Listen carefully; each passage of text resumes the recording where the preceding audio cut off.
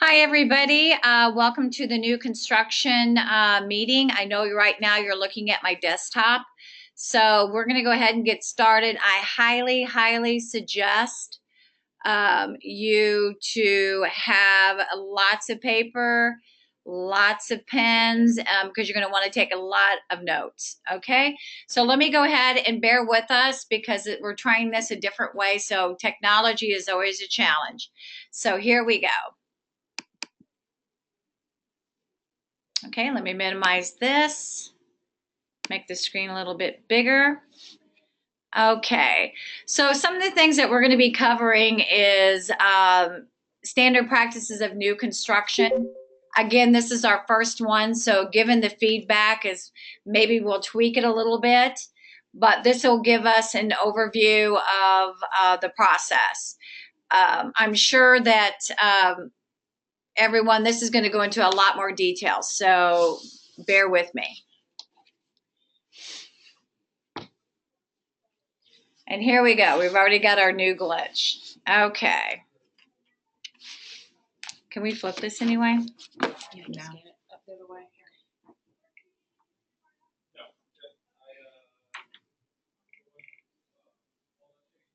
So anyway, we're going to go ahead and try to scan this, but we're going to move on from this. But basically, and I apologize, it's been a crazy day in here. So some of the benefits that we're going to talk about is, first thing we're going to talk about is how to identify a new construction buyer. So a lot of the times when we're out and, we're showing resale properties, and there always seems to be something wrong or something they would have done differently or, something they would have added to. Those are cues to really identify a new construction buyer. Another thing too is that, obviously they're out looking at displays every single weekend, and they know already that new construction is the way to go. So let's go through these real quick. Perhaps, they love the idea that they can be the very first owner. Everybody likes new, just like a car. A couple of things is new homes are built with new materials and appliances, so less maintenance is typically required. Another thing is utility bills, safety features. One thing, I'm not going to go through every single one of these for lack of time, but one of the biggest things is that, code, ordinances, everything changes and is up to date. So that is an absolute wonderful thing with new construction. Okay, so here's some of the things that we're going to cover. And guys, I'm apologize. We're going to send out our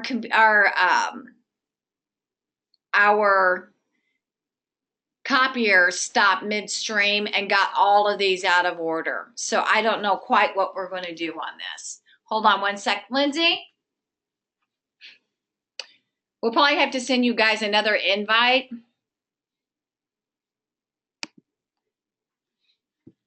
Lindsay. Oh, the packet's out of order. I don't know how in the heck that happened. I don't know what to do now. How is it out of order? This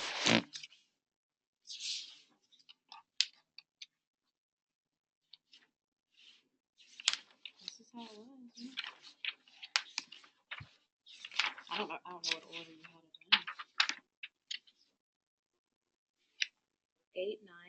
Looks like it's in order. You have them numbered. Okay, let's go back.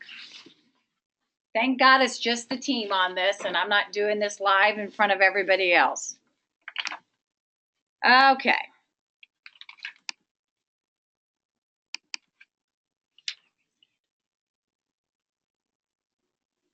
Okay, so let's start. And some of these might be out of order, and I have these copies so you guys can have it all. And I so apologize. Okay, so let's go back to the notes. The new construction buyer, we've covered that in that, one, they're saying a lot of different things that are going wrong, and two, they're out looking at displays every single weekend. Um, so that's one thing that indicates that. So the second thing that we're going to cover is knowing the market. So I guess the best thing to do first in that is you personally visit all the displays. I would go see McBride, I would go see Lombardo, I would go see the biggest builders, shop and pick up their packets, and take them home, go over them, review them, and take notes. Introduce yourself to the sales manager. Ask what their recent solds were so you can kind of get an idea, because bear in mind, not everything is recorded in the MLS. So that's going to be a big, huge factor when you go for appraisal. Okay.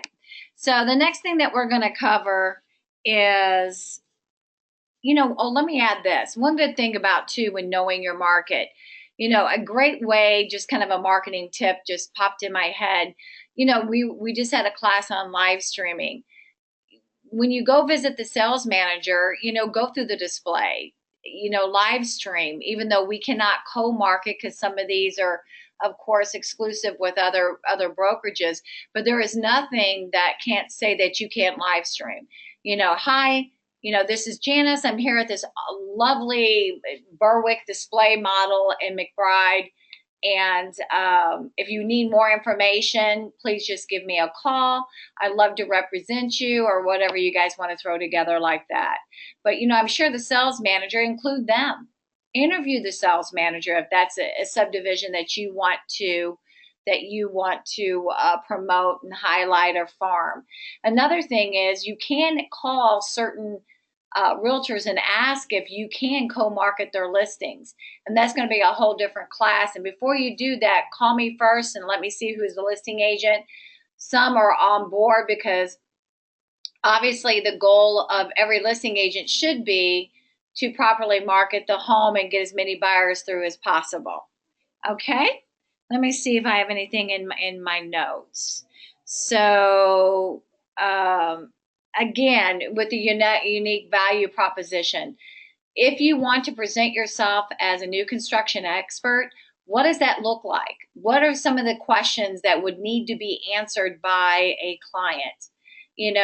Do again an interview like that, and always promote yourself as someone who's in the know and has the knowledge, and make sure you do have the knowledge. Facebook, we're so blessed. I mean, Facebook is the best place to put that. Okay, so the next thing that we're going down to is a team approach and defining roles. When I was a sales manager and I sat behind the desk of a couple of different builders, I was lucky because I was a licensed real estate person as well that did residential, that did resale. I think that a lot of agents come through that office door and they're very, very uncomfortable because this is one transaction that they may not feel in control of. So here's a couple of helpful tips that you might want to consider.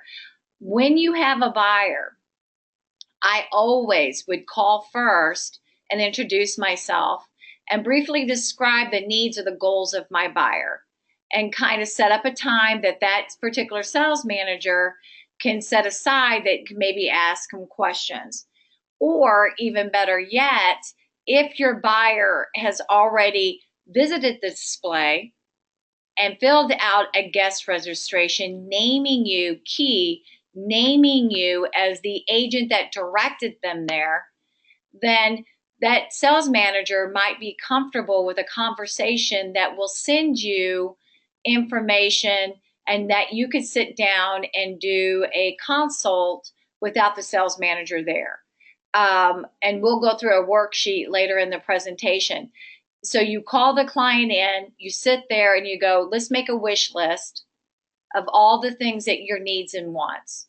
And then you would go ahead and consolidate that, have those conversations in a lot more comfortable atmosphere, saving you time, saving the buyer time, and most certainly saving the sales manager time.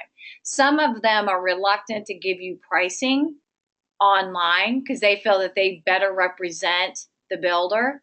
And also, too, to tell you the truth, they're also concerned with you not knowing the verbiage, you not knowing what you may be presenting on behalf of the builder. Totally get that. So as usual, communication is always the key. All right, so let's see.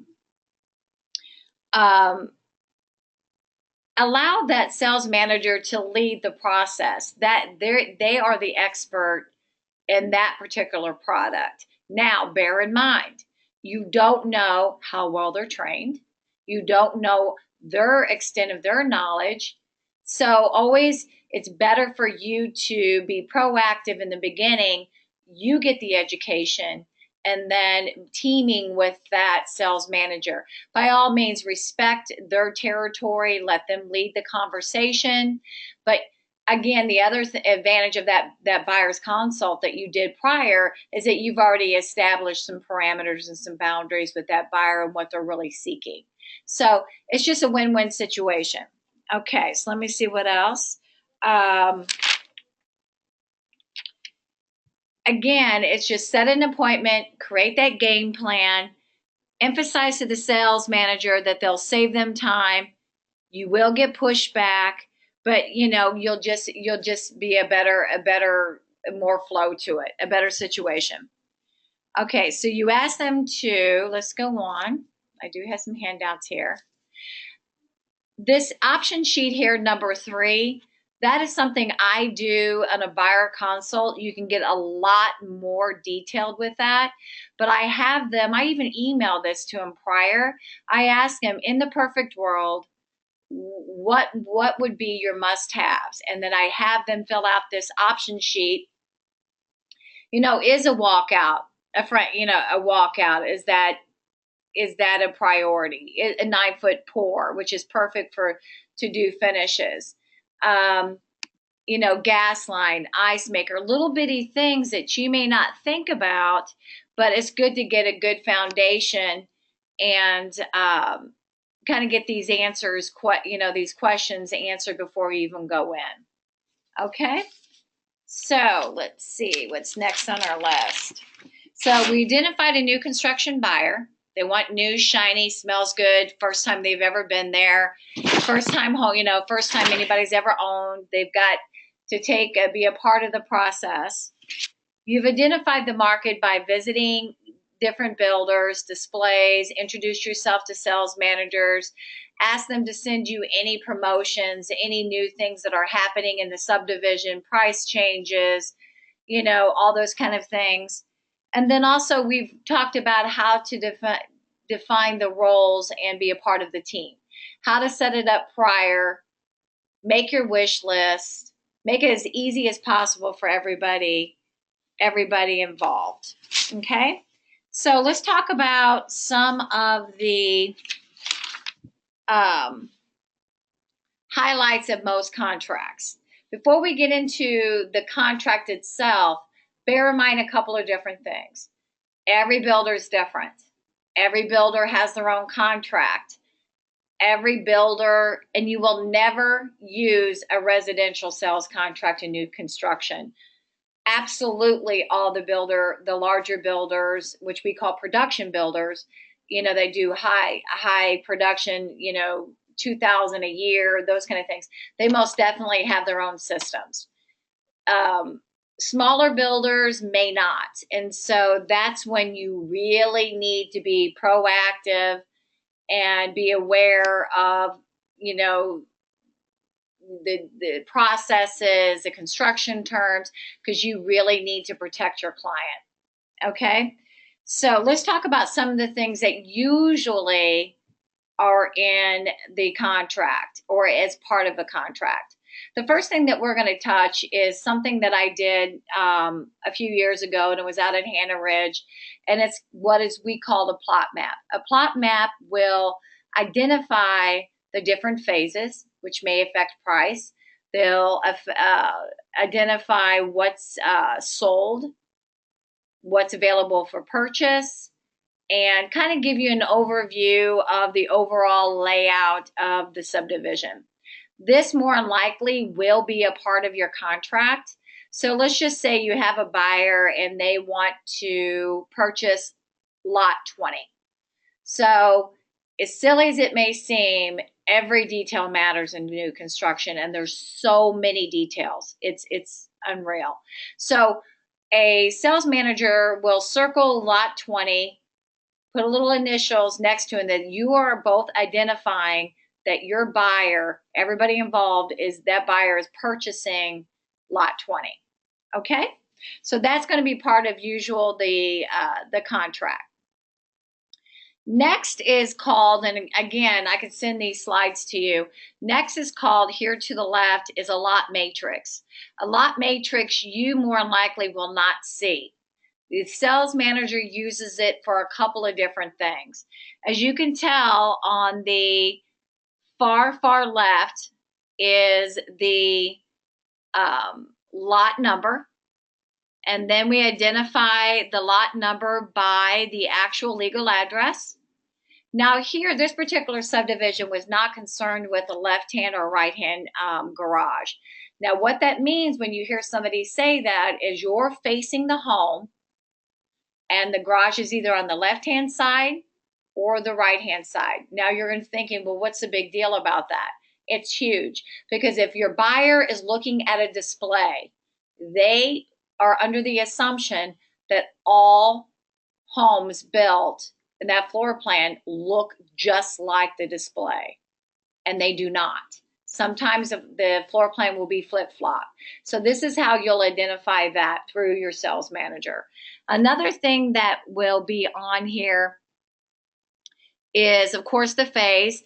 And the reason why the phase is sometimes important is because you got phase 1, phase 2, phase 3. Usually there's different pricing incentives.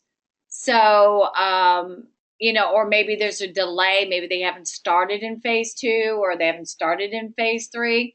So that's something that's going to be, important factor as well. Huge is the grade of the lot. So there's a couple of different choices here. We have a walkout, which means, of course, that you can put a full frame walkout or a standard walkout. Now, the difference between those two is a full frame walkout means that back wall is stud. So you can put extra windows in there. After the fact, it looks nicer because you can bring the vinyl all the way down to grade. That's usually a requirement in more expensive or higher end subdivisions. You'll never see a concrete foundation. Okay, so that's something that, again, that you need to point out. A standard is a standard level. There would be usually a patio. You'll have your regular basement windows. Sometimes you may be able to put larger windows in there, and then that is called a lookout. Lookout, which is a modified between a standard foundation and a walkout foundation. So you could see them sometimes when you drive around. There'll be a larger window where actually you can have counted as an egress window. So those are very, very important things, because sometimes with buyers, it is a deal breaker. They want to walk out, but maybe they don't want to pay for the full price for a walkout. So they'll go with a lookout. So they can put larger windows in there for egress, more light, a lot of different factors. Another thing is the square footage of the lot. So of course, the more square footage, usually the higher the premium will be, and other factors could be here.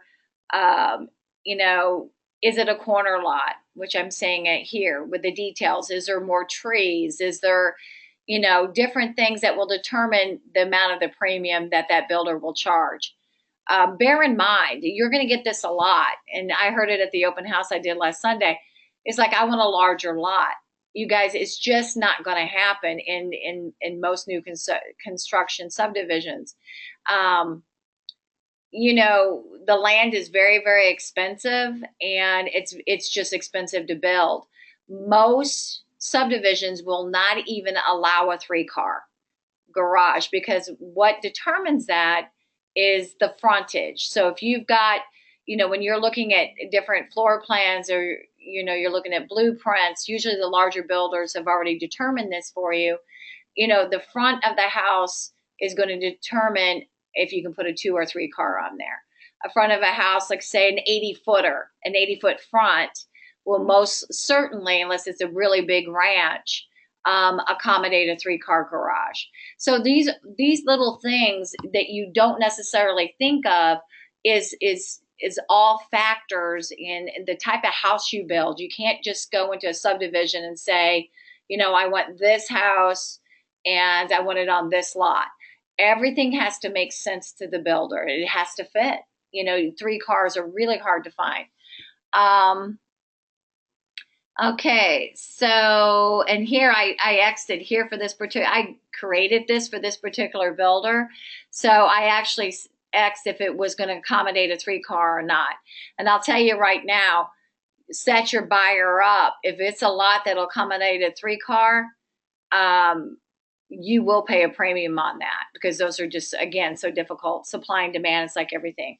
Okay, so if you have any questions on that, let me know. And I'll try to see if I have some questions at the end. I'm going to try to get through the information. So write down your questions as we go along. And then it's kind of hard for me to switch back and forth the screen. Okay, so another thing is, as you see here, this is a copy of a typical builder floor plan. Now, these are what's handed out, and this is something else that I recommend you do in the buyer consult. What happens with buyers sometimes is they'll see these floor plans and they'll think what they see on the floor plan or what they see in the display comes with the home. So far from true. So the best way that I used to do a buyer consult is I would take a blank floor plan, I would take a wish list, I would take a standard feature, and I would go down the floor plan. I would walk through the floor plan as if I was walking into the home. So I would start here and I would suggest, or, you know, have them visualize different things that they would want. For instance, this shows here a vault. Most vaults in most floor plans will either say they're standard here or they'll say that's an option. Then the ceiling fan. Now, you think, okay, fine, it's just a ceiling fan. Is it a ceiling fan with a dual switch? That's probably going to be an option. What you get in lieu of that with most production builders is what is called a keyless fixture, which is a wiring is there with just a light bulb. So you have to get that detailed with your buyer and say, if you have a vault, I highly suggest that you do a dual switch ceiling fan and that they'll brace that as well. Okay? With these open floor plans, a silly thing is an electrical outlet. You know, when you place your furniture. Spindles, half wall with a cap, which means it's a solid wall. Is it a wood spindle? Is it a wrought iron spindle? Every single thing needs to be addressed. Here, you'll see an island, or, you know, does it have a 2-foot overhang? You have to ask for that. Well, of course you want a 2-foot overhang because you want to be able to put your chairs there. Fireplace, wood burner, gas fireplace. How big is the box? In the kitchen, do you want a gas stove, which they have to do an additional gas line, which is an extra expense? Do you want a smooth top? Extra expense. You know, so every single thing, I think you guys are getting the gist of this. Every single thing. Eventually you'll get into the flooring. Here, I just did this lines here. Does your buyer want the concrete, the driveway poured from the edge of the garage? That is not a standard in most cases. So Every single thing needs to be addressed. What else do I have on here? The master bedroom has a tray or a coffer. I don't know which one, I can't tell by the picture. So again, in your master bath, huge. Do not ever let a buyer purchase or build a home without double sinks. Adult height, double sinks in a master, new construction is a must. Hallway, you can get by with it depending upon the price range. So each bedroom, are they going to do a ceiling fan? Do they want dual switch again? So all those things, you're going to get really into detail, and it's going to come into play here in a little bit further along in the presentation. Okay, so let's go here. I threw in a couple of elevations as well. Elevations are expensive. You never want any confusion on elevations. Those are next to impossible to correct after the fact. The elevation is part of the footing that's poured. It's part of the blueprint and the permits that's requested from the municipality. So you want to double make sure that you're crystal clear on this. So what notes did I make on here? Again, usually most of the production builders will have elevation A, elevation B, elevation C, which each of those elevations is an upgrade, not only in detail, but also in price. So your buyer still might want to modify that. Some builders are okay with that. So you guys are getting to see all my pop-ups. I'll tell you, I don't know how to stop those. So even the garage door, you can have sunrise windows. You can have the new carriage doors. You need to mark that all on this elevation and make sure everybody's on the same page. If your sales manager is not doing that and being as detailed as I'm speaking to you right now, that's a red flag. So be aware. Shutters, shutter colors, doors, upgraded door, with the windows, side lights on the side. So this, to me, if I was a buyer, would look like this is all standard. And it could be, but that's a question you need to hear. Shingles. Are they going to be the standard shingles, which you need to refer to your standard sheet? Is architectural shingles a standard in this particular subdivision? Those are the things you'll want to know. Here is kind of a funny thing, and I don't know how many times that we got dinged on this, but this fact of this fireplace right here, this can actually go into the easement. So make sure that your buyer just know these kind of things happen. A lot of the pushback that I used to get when I was a sales manager is, why do I need a survey in a subdivision? You guys would not believe how many mistakes are made, one, and two, we have to know if that house is going to fit on that lot. Again, because of the easements, a 15-foot side easement, you just don't know, depending upon the subdivision. You just don't know if that fireplace is going to go over that easement. Now, that's going to be a problem. So sometimes you can get a waiver for that. Sometimes you can't. So all these things are important. Here, this particular floor plan has the upgraded doors, has all beautiful stonework. Make sure that you address those questions. It has some keystone above the window. Is this standard? Which I bet you $1 million. Of course, it's not.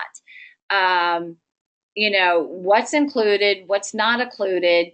Note any changes in writing. Make sure everybody signs. Another thing which I was surprised about, and again, depending upon the subdivision, sometimes there is a landscaping package included. That will be indicated on your standard feature sheet. Now, bear in mind, that does not mean necessarily that your buyer can go to Home Depot or Lowe's and pick out what they want.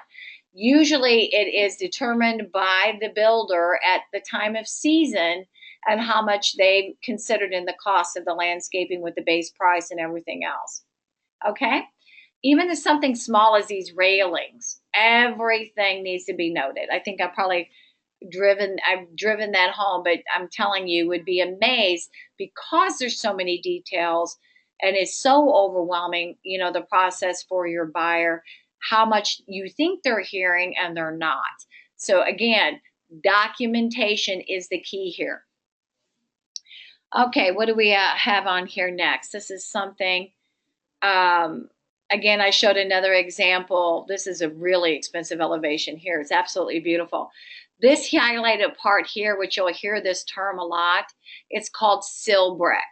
Sometimes, depending upon the subdivision, that might be a standard.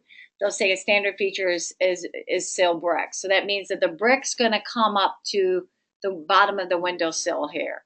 Now you can tell here that this is a full brick here, this is a full brick, and this is another sill brick. So again, make sure everything is noted, that your buyer knows for an absolute fact how much brick they're getting and how much brick they're paying for. That's probably one of the most expensive things to do on an elevation is brick and stone. So, okay, so this is something I threw in here too, that in the beginning it's okay. So you're going through your typical options, vaults, gas lines, fireplaces, all that kind of a thing. Now, sometimes your buyer is going to want something custom. That means that sales manager will not have the price, has never done that particular feature before, and so you'll send a special request. Builders do not have to say yes to these things, especially during the building process. And we'll get into that more when I talk about the color sheets and what all comes through the pre-con meeting. But the best time to do these is in the beginning. Changes are very difficult to do after the fact. Once you do the blueprint and you do the pre-construction meeting with the building manager, the project manager, it's almost impossible to make changes after that. And if you're going to pay for them. Depends upon the builder. But again, guys, I've said on both sides of the desk, there's nothing worse than someone has not taken their time and really thought this through. And when you're in the building process, you're at foundation and they're saying, and all the blueprints went out to all the trades and they're getting bids for that house, is you have an out of control buyer. Stay control of your buyer. You're not doing them any favors, because what's going to happen is your builder is going to get mad by stopping in the process. They have deadlines to meet, and then they have to recommunicate everything. So everything up front as much as possible. Okay, so I talked about the survey. You are going to get a pushback. Most title companies will not insure. They will not make an exception. I would go ahead and go beyond the spot, get the boundary. $150, $200 more. It's so worth it to have the complete 100% coverage.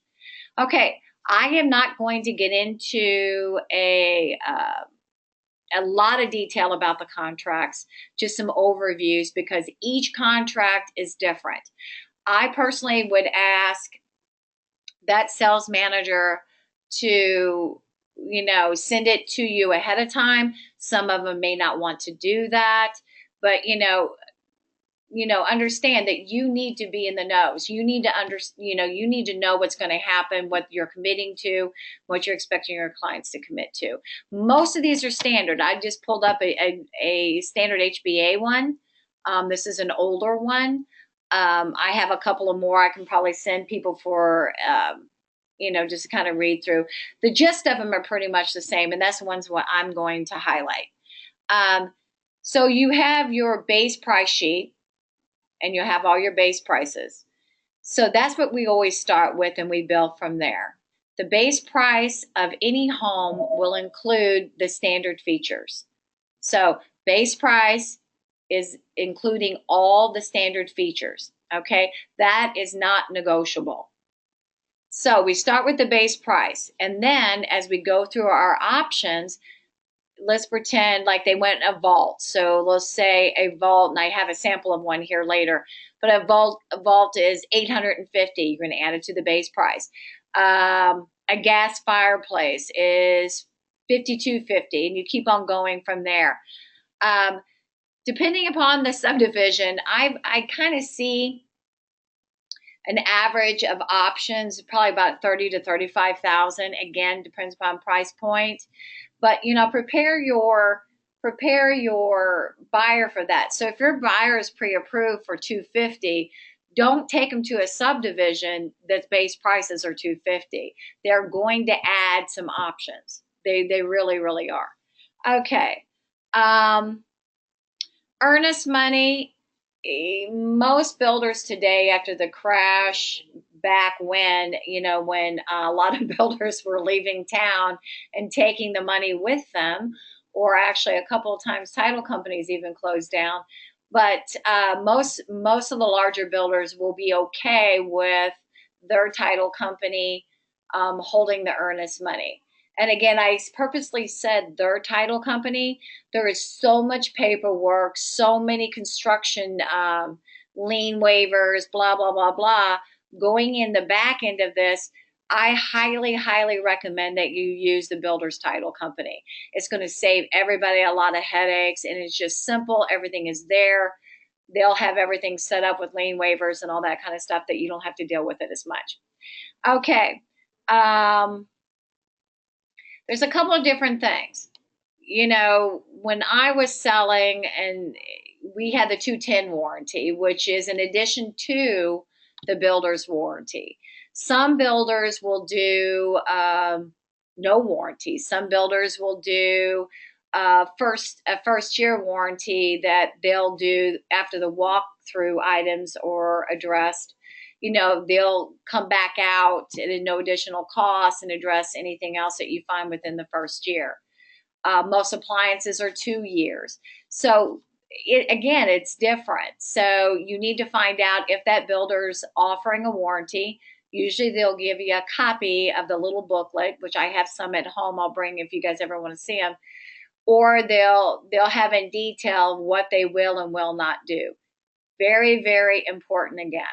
Okay. Yes, I have worked for one builder who's out of business now that would not offer a warranty at all. You can negotiate those in. 210, you can offer, your buyer that particular thing at the builder's expense, but we'll go into negotiations a little bit at another time. Very few builders do not offer warranties because they know buyers want them. Okay, again, I emphasize best to close at the builder's title company. Liens back in construction will be in one place. Another thing too, and I don't know if it was on this page or the page prior, most builders will not give you an exact closing date until you're under roof. Usually, once you're under roof, you're about 30 days out. Okay, but a lot of builders will, I don't know one that'll give you an exact closing date, which makes sense. You don't know what the weather is going to do. You don't know if there's going to be a shortage of lumber. You don't know what's going to happen. There's going to be things that maybe that's out of that builder's control. So most builders will give you a 90 to 120 days. Okay, and it depends. There's a couple that have unique building strategies or policies, like Syntex, I think, is one that their build date is 6 months out. So again, that was important for you to shop those builders prior, because if that's not in your buyer's mindset or goal, I certainly would not take them there with a 6 month, build time. But usually you'll know that up front. Silly as it may seem, the shrubbery, furnishings, appliance, decorating, wall covers are not part of the sales, the home that you're going to be building and purchasing from this builder. I have actually had people ask me that. Okay, this is another big deal, especially out here in St. Charles County. In the event that rock is encountered upon excavating, and which is a lot more labor intensive for the builder. He might take care of that financially personally, or there might be in a situation that there might be some extra expense involved. They will disclose that. It's in this particular contract. It says you have 10 days to decide. But this is a legitimate concern for builders. They'll do their engineering in the beginning, but you just never know until you start digging. I know, particularly at Hannah Ridge, where I was at, there was a lot of rock, a lot of rock. Okay, but that's something again that's going to be addressed. What else did I highlight on here? I've actually had this happen one time. If the case happens that you have just an out of control buyer, not happy with anything, just complain, nothing the builder is doing right, the builder can decide to forfeit that contract. It has happened. I've actually seen it back in the day, a year after closing. The builder just said, I just can't deal with this individual. I'm buying back the house. So, that will be within the contract. And so you'll come across that when you're reading it through.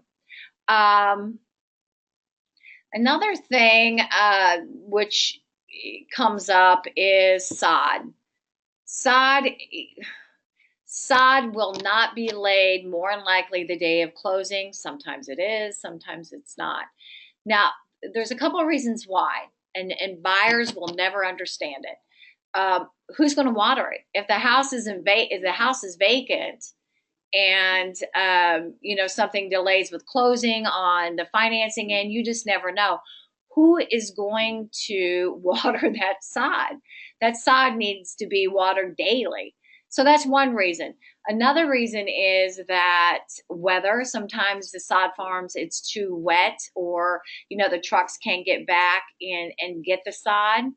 Or three, it depends upon closing date. It depends upon what side of the street you live on, when there's a schedule when you're going to get that that sod laid. So the sales manager will go into that in quite detail and kind of give them an idea. You're on the schedule. It's on the right side of the street, going by closing date first.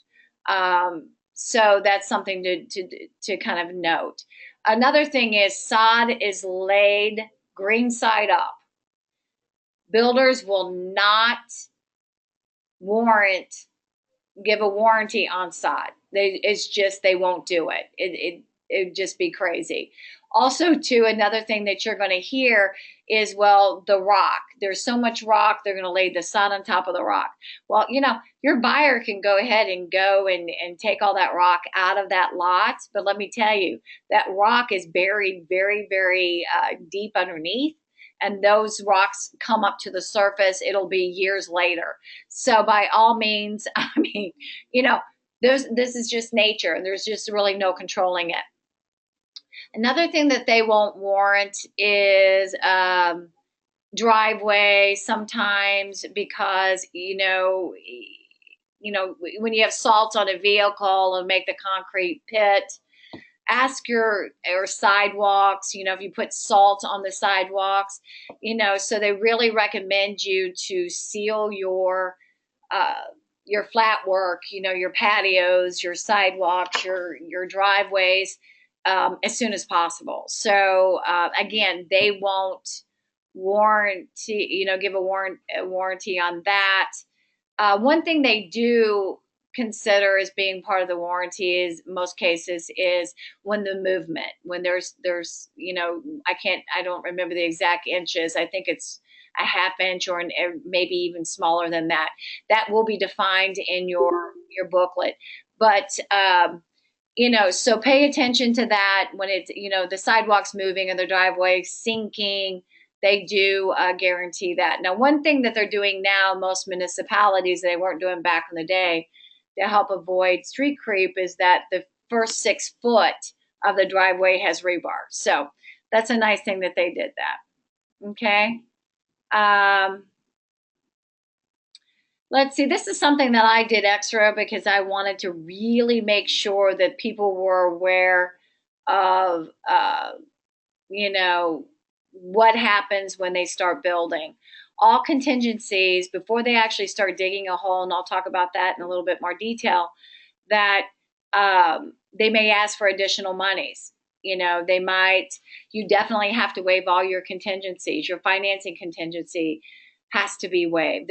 Once they start digging a hole, they've already incurred some expense by applying for permits and purchasing the blueprints and, all those kind of things. So it has to be very clear that there is a point of the transaction. There's no turning back. So, of course, the builder, when they start incurring expenses, they're going to want more of a buy-in from your buyer. It just makes sense, right? So it's going to depend upon the particular builder. They will make that crystal clear what has to happen to start digging. Okay, so I just did an extra addendum that I wanted them to be exceptionally clear. It's like, guys, you're not going to get your money back. If you go further, you proceed from here, that's it. Okay. So this is when it gets down to the nitty gritty. Most of these things nowadays are on a computer system, but this is a PDF and it's perfect for kind of what we're talking about here. This is one sample of, yes, I wrote this personally, so if my lines are crooked, whatever, but the information is great. This is what is called a color sheet. So let me kind of reiterate the process we've done so far. Subdivision, you picked out a lot. You know if it's a walkout. You know if it's going to accommodate a 3-car. You've got your pricing. For your additional options, you have written the contract. The the builder has signed off on the contract. You might have done negotiations. You might not have. Some builders won't negotiate. Some builders will. So you've got this nice little packet going on. Everything you signed off on, crystal clear what you know is a standard feature, as opposed to you signed off on what you know is an option. So when your buyer goes, well, wait a minute. I thought that was a standard feature. You're going to pull out your option sheet and say, no, Mr. and Mrs. Buyer. Here's the option sheet that you signed off on. That means option means additional cost. Standard means it's included in the base price. Okay, so everything is fine. Everything is good. We're just going along. Financing, your financing's in order. Everything and any additional monies that the builder required has been paid or is going to be paid, or whatever arrangement you've made on that. This is the Bible, the color sheet. This is a huge deal. You want to be a part of this.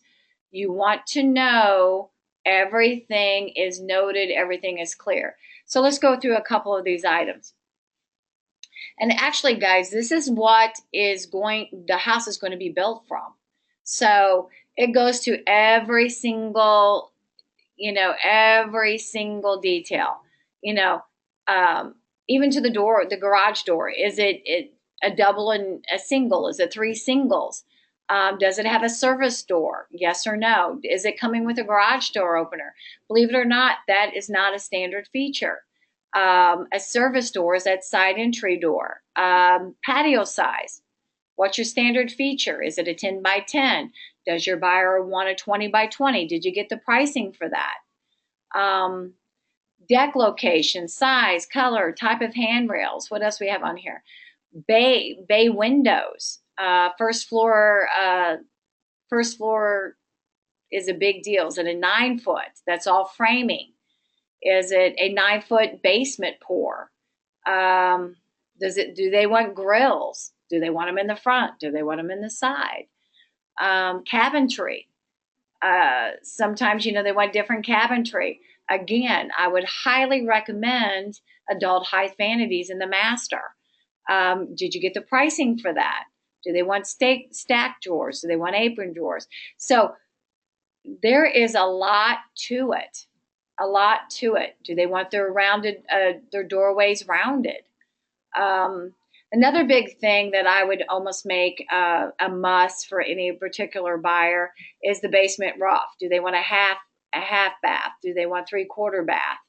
That's always really, really nice for them to do in the beginning of the construction.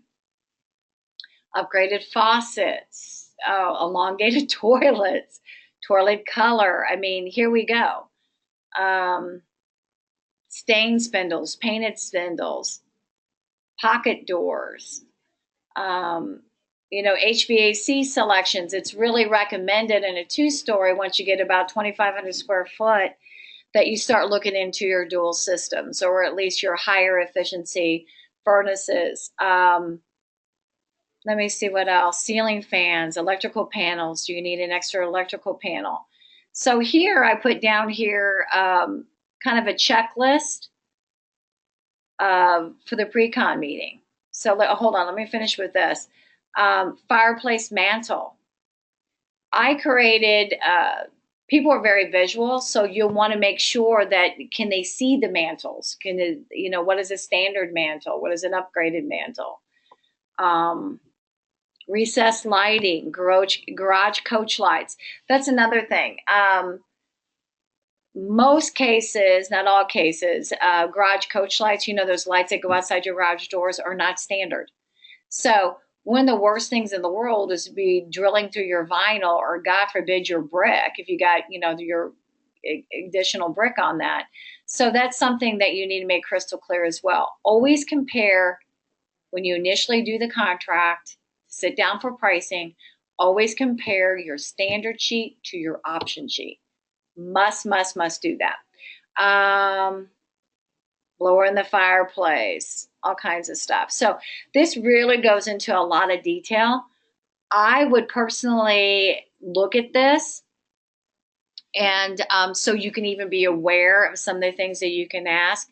Another goofy thing, and I've learned so much from other buyers throughout the years, what a cool concept if you have a big walk-in closet in the masters to have an extra outlet in there. Put your ironing board up there. Just little bitty things. This is why people build new construction, because you get to do these little touches and make it your own. Okay? Most cases, if not all cases, a refrigerator is not included. But if your buyer is short on cash, a builder will allow you to, I've had people buy refrigerators. I've put them in a sales contract. I've had, people buy washers and dryers. Always make sure that you check with the lender. Bring your lender in and make sure they're okay with how things are written up.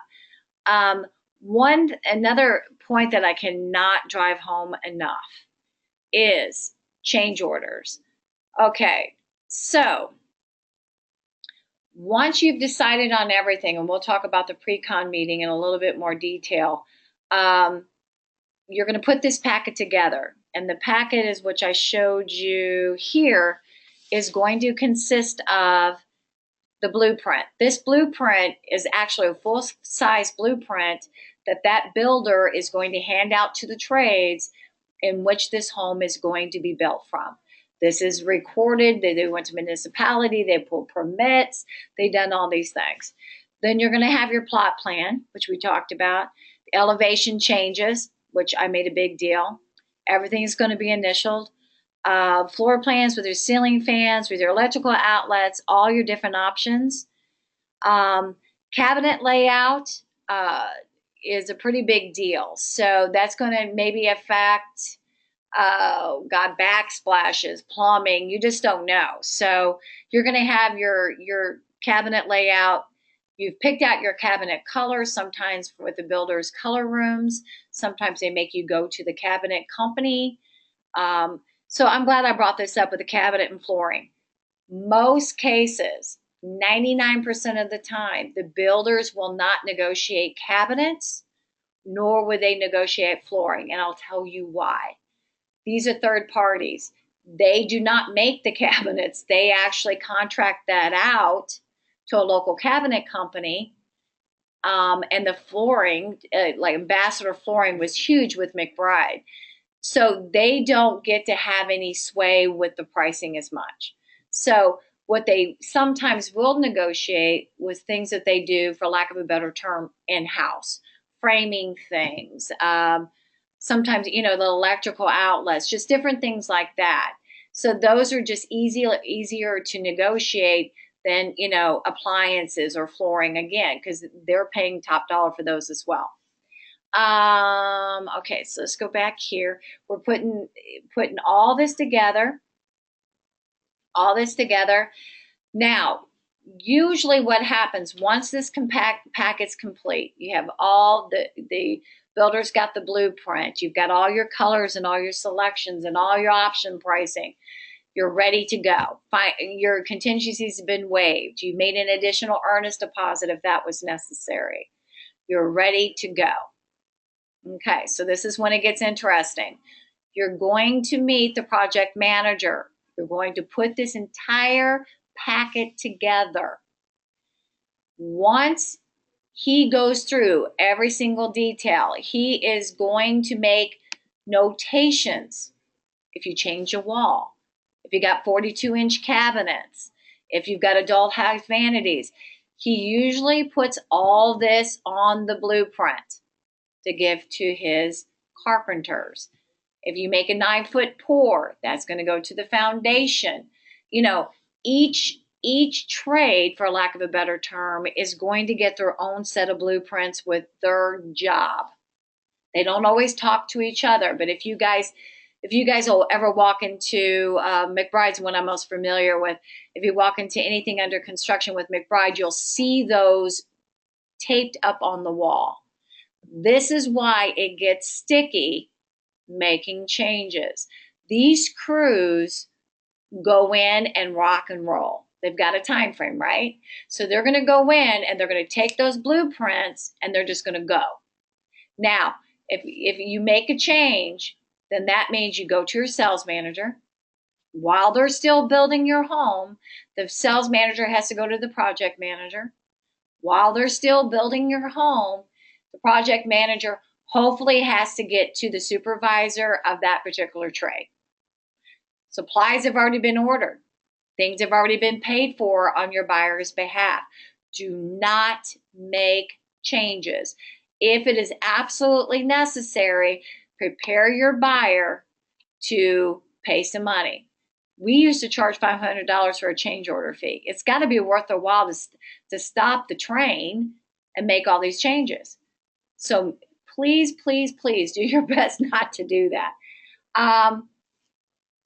Here is, and it's sideways again, I apologize, but relationship with an expert, access to the professional for all the questions. Again, I'm going to send these out, especially because they're crooked. Next time we'll upload them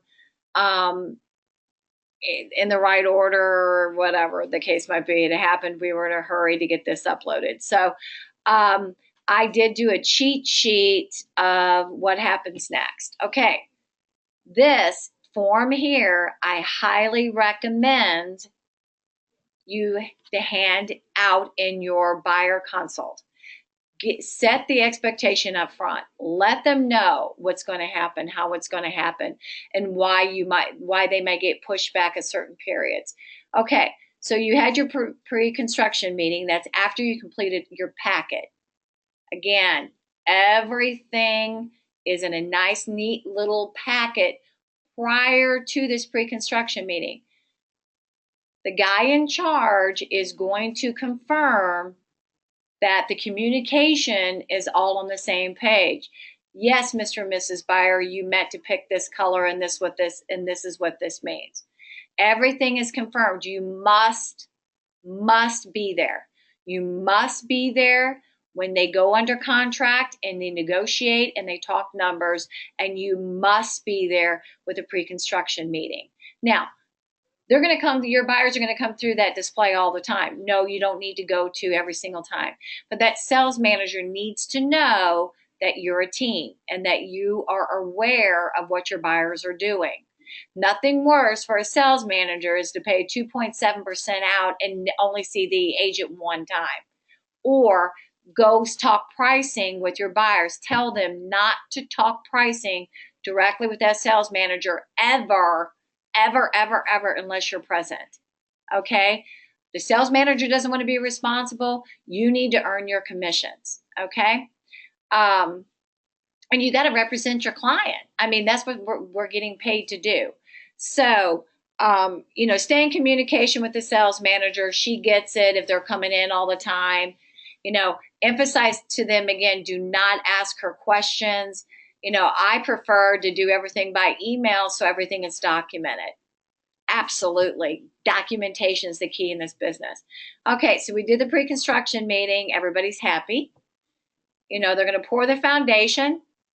And depending upon the weather, depending upon this and this and that, ask your project manager at the time of the pre-construction meeting, how long do you let the foundation cure? If it's 100-degree weather, it might change if it's, the building in 50-degree weather. So ask those questions. The rough frame, exterior products, whoops, let's go back down. Rough mechanicals. Now, one part before they start, when they do the rough mechanicals, depending upon the builder, whatever, they might want to meet you to do the electrical. Where do you want that electrical outlet? Where do you want that where do you want that light fixture? Where do you want this at and that at? Your cable, your phone, which, all those things. So there'll be another meeting. I don't always attend those. But the project manager will be there with that. If you'd like to, it's best if you do that. But they'll make a note of where those actually go. It's very, very difficult. The pre-construction meeting, they might ask your buyer to make note there. It's kind of difficult to do it then because you don't have a visual. So that's something you have to work out with that individual builder. Again, they're a machine. They got to rock and roll. They got to get these houses done. Okay. Insulation and drywall. That means it's no electrical changes after that. Is they have to wire them through and all those kind of things. The interior finish, completion. Now, most builders will not allow your buyers through once it gets to flooring. Now, I always loved my buyers to go through the house as a sales manager representing the builder because it's their home. They're going to see things that I won't see. If I've got 5 or 10 houses under construction, which was the case back then, they're going to catch different things. But this is where it's the relationship really comes into play. They're going to get anxious. They're going to get nervous. They're going to get scared. They're going to worry that something's going to be missed. Again, it's your job to calm them down. Hopefully you did all your homework up front. And you know what? They do find things that sometimes the builder misses. So immediately, if not sooner, make sure that's addressed with the sales manager. Don't tell anything verbally. We have no backup with that. Do it in an email and do it verbally. Okay? So you want to make sure that's addressed. It might be a big, huge deal.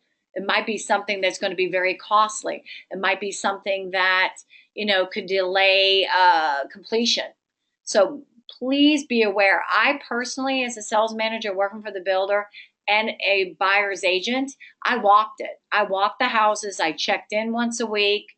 It's a big deal. You just want to go, so many details go smoothly as possible. Okay, so here we are. We're almost at closing day. Yay. It's usually a 90 to 120 day process. God forbid, we had bad weather. So you're going to do the walkthrough. Attend the walkthrough. These guys, God bless them, they're used to neurotic buyers that'll go through and, point out every little bitty smudge or everything. These guys are used to that. Okay, try to set up the right expectation like you do for your building inspections.